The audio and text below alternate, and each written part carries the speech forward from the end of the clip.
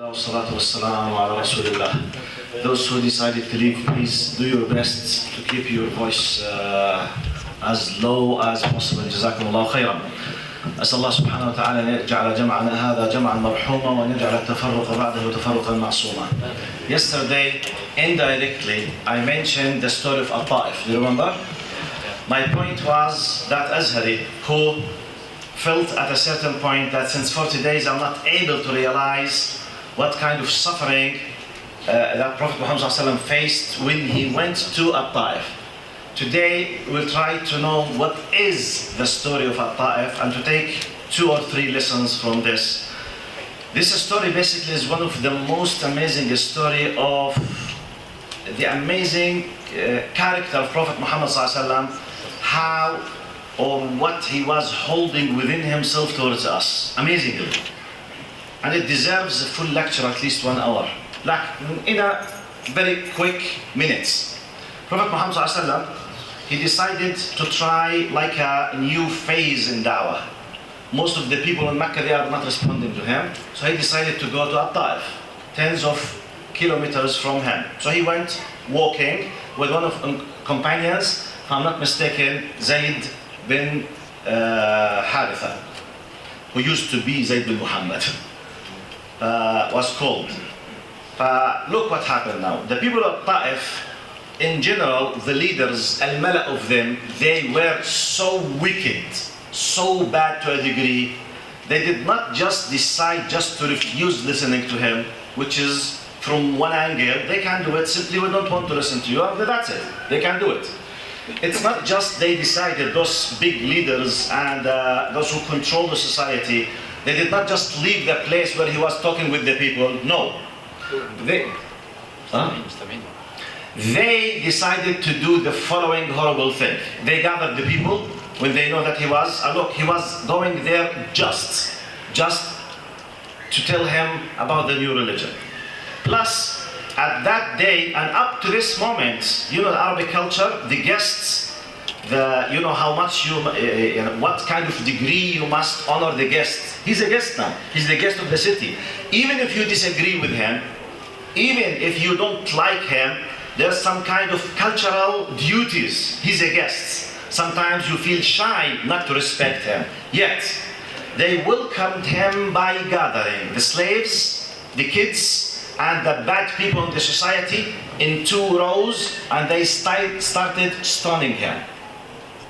Look, saying bad words, stoning Prophet Muhammad sallallahu alaihi wasallam to a degree.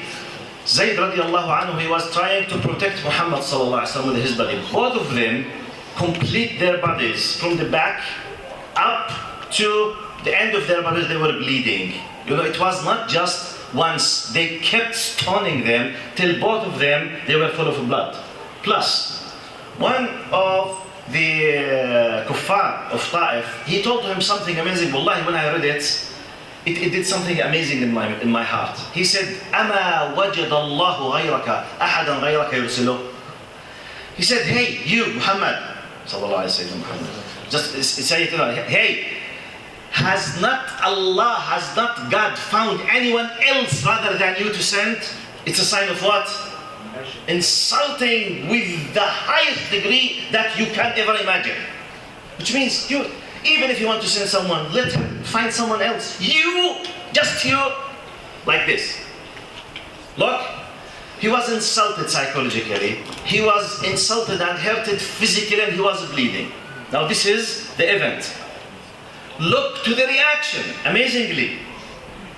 Look to the reaction and to see what is the reality of the beauty of this religion and the prophet of this religion. They kicked him out physically and psychologically, bleeding and fully insulted, fully hurted. Now he took like a rest next to one of the gardens, and he said the following dua.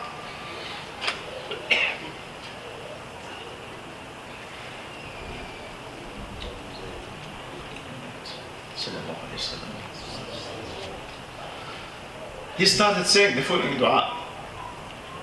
قال اللهم إليك أشكو ضعف قوتي وقلة حيلتي وهواني على الناس أنت رب المستضعفين وأنت ربي إلى من تكلني إلى بعيد يتجهمني أم إلى عدو ملكته أمري إن لم يكن بك غضب علي فلا أبالي أعوذ بنور وجهك الذي أشرقت له الظلمات وصلح عليه أمر الدنيا والآخرة من أن ينزل به سخطك أو يحل علي غضبك لك العتبى حتى ترضى ولا حول ولا قوة إلا بك.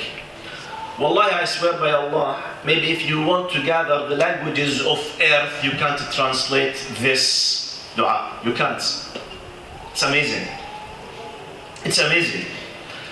Ya Allah, ilayka ashku. It's just to you. He was completely putting himself with the full humility before his Lord. Ya Allah, I am under your protection. He was saying, Ya Allah, look what I'm facing. The core point, Ya Allah, are you angry from me? Look to the core point. إِن لَمْ يَكُنْ بِكَ غَضَبٌ عَلَيَّ فَلَا أُبَالِي. Ya Allah, have you forsaken me? Have you left me? Ya Allah, if you are not angry from me, I don't care. This is the first lesson. He has done nothing bad against anyone. He was receiving a bad reaction. He was physically hurt, psychologically insulted. The normal human reaction, Ya Allah, طب why me? Ya Allah, I've done nothing. Ya Allah, I'm your beloved prophet. Common sense or not? He was not focusing on the bleeding, the hurt, the insult, nothing at all. His focus was, Ya Rabbu, in lam yakum bika ghadabun an falaba. Ya Allah, are you angry from me? If not, I don't care. What is the lesson now? This is for me, for you, and for all of us, if you wish. When you face a disaster, when you are facing a hardship, when you are facing a hit by the will of Allah, let your priority to ask Allah, Ya Allah, are you happy from me? Are you angry from me? Forget everything else now. Because this could be a punishment or could be a test you don't know still. You have no idea. Now, if you want to follow the steps of Muhammad sallallahu alaihi wasallam, first priority, Ya Allah, are you angry from me? Ya Allah, just give me a sign. Is there a problem between you and me, or it's something else? Please let me know. إن لم يكن بك غضب فلا أبالي أعوذ بنور وجهك الذي أشرقت له الظلمات وصلح عليه أمر الدنيا والآخرة. I seek refuge by the light of your face. And he started praising Allah subhanahu wa ta'ala. قال من أن ينزل بي غضبك أو يحل علي سخطك. I seek refuge by the light of your face so as not to face any kind of anger that comes from you. Look, now this is the first lesson. The second lesson which I will finish. Now after a while he kept walking, and here comes the amazing gift and the amazing lesson of our khatira.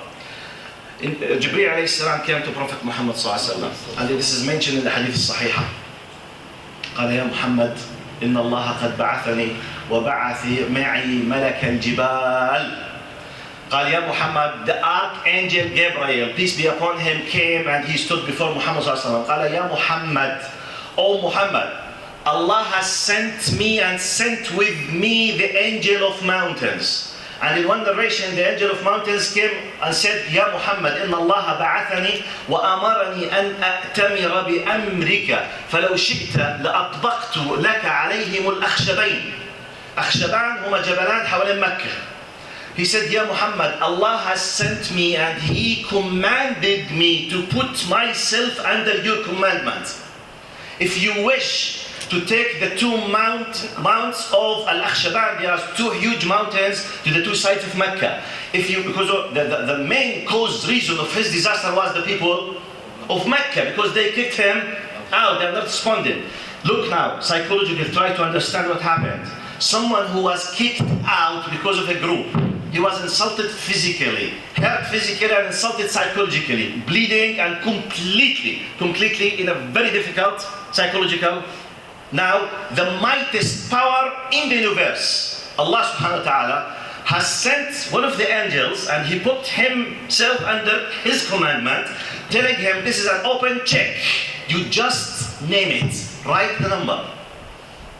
What do you want me? Do you want me to vanish them, burn them, kill them? And if he did, no one will blame him.